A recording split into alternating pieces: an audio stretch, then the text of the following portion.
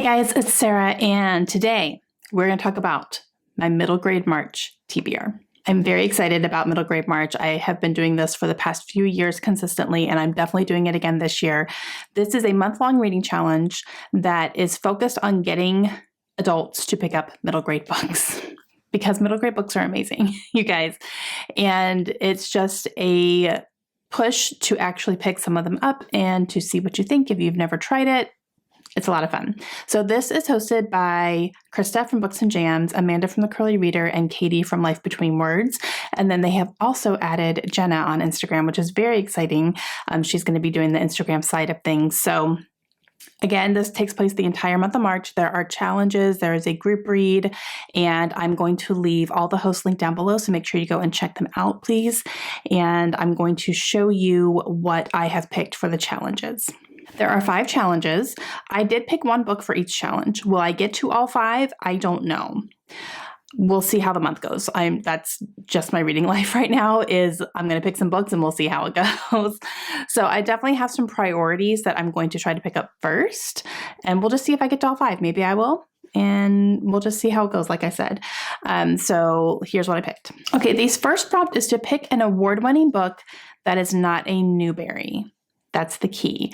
So any award-winning book, but just not a Newbery book. There's a whole bunch of different book awards that happen, especially with middle grade and children's books and stuff. So the one that I was able to find that I have on my shelves already is Song for a Whale by Lynn Kelly. This one won the Schneider Family Book Award in 2020, and that is a book award that is sponsored and presented by the American Library Association. The American Library Association is a fantastic resource if you want to look for award-winning books. So I will leave the link down below for that, but you can definitely get on there and look for different awards and stuff like that. And it will show you like past winners and all that kind of stuff. So this one won one of those in 2020. So I'm going to pick this one.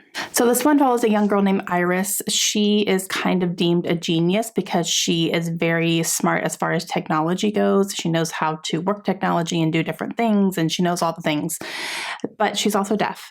And she's the only deaf person in her school. So she doesn't have that community around her as far as anyone that's like her or that she can really communicate with really easily. But she ends up getting some sort of connection with a whale, like an actual whale.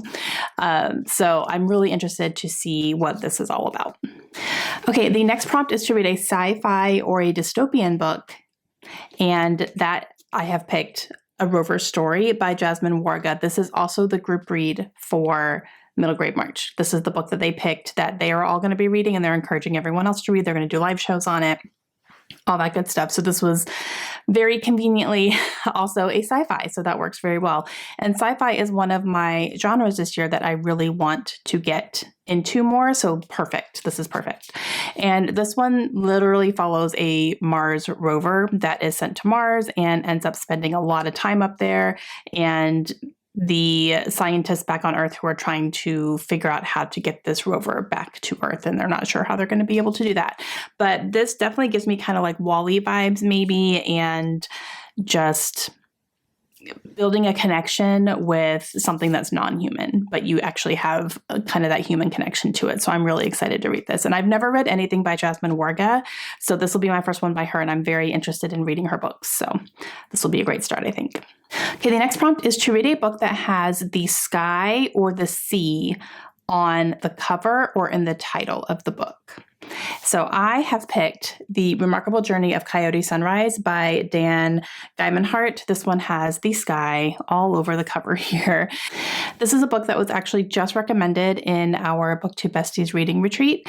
And as soon as someone recommended this, I was like, that's on my shelves. I'm reading it this year for middle grade March. It's happening. And then this prompt showed up, which was perfect. So it was meant to be. I might have actually bought this after our first retreat last year because so many people were talking about it and recommending it. And I was like, oh, I just need to get it.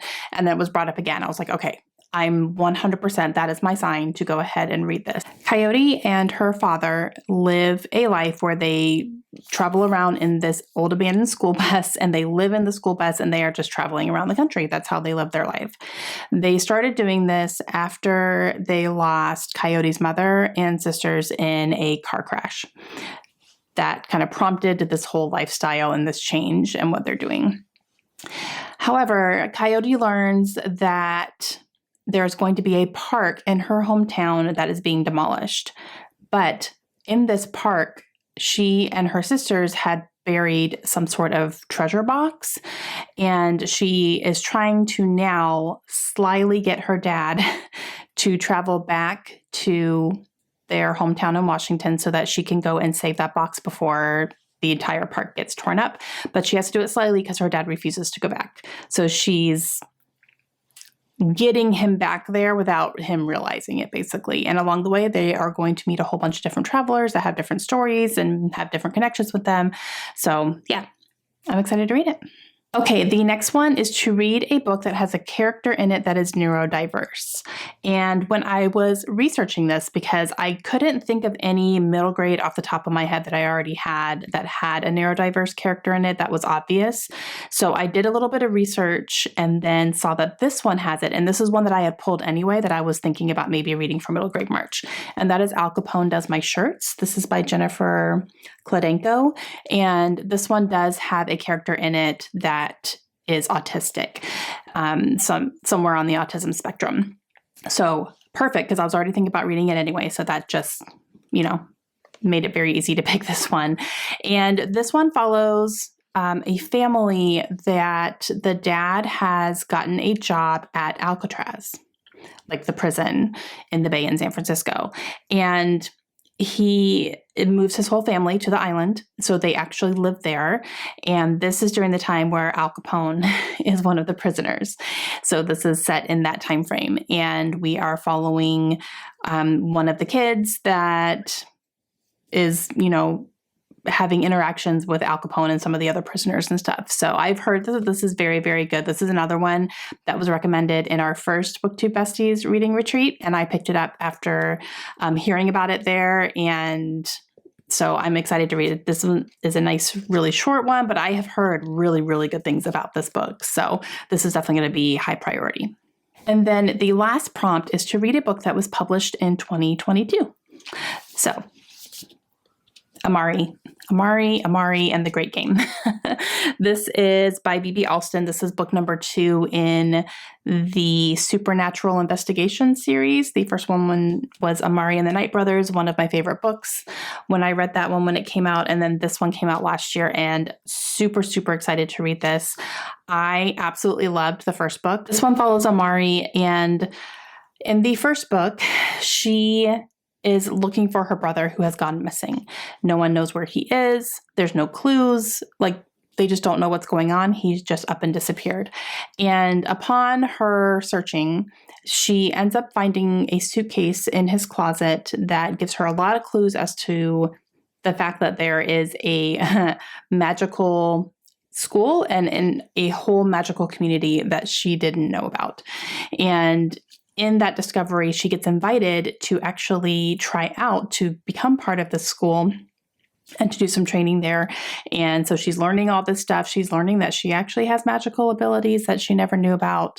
It's starting to, answer some questions for her. All the while, she's really there to look for her brother to find out exactly what happened, because he has been a legend at this academy, apparently. And so that's kind of where the first book took off, and I'm excited to see what's going to happen in the second book, because a lot happened in the first book. There were twists and turns, and it was fantastic, and I loved it so much, and I definitely want to get to the sequel now. So this one was the first one that I pulled off my shelf when I thought about middle grade March, and I'm really happy that there was a prompt that made this fit in.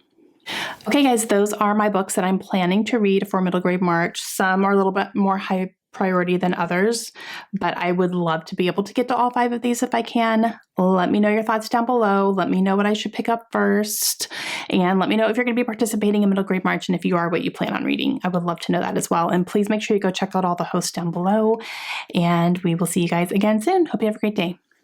Bye.